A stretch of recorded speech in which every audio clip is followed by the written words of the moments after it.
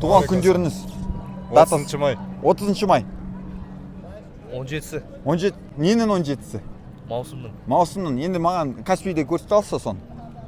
Нені? Каспийден датасын. Реально ма 17-сі ма? Давай қарап жүрейік. Телефон өші қағады. Шын айтыпсың ба, өтірік айтыпсың ба? Валлахи де. Асыл қалып. Туған күнін. 13 қаңтар. 13 қаңтар. 17. Реально ма? Сіз өтірік айтып тұрсыз? Сентябрь. Да? Көрсете аласыз бізге? Иә. Так, есіміңіз?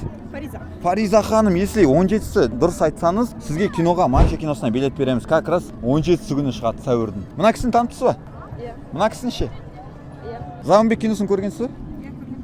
Вот, 17-сі туылған. Бадырық.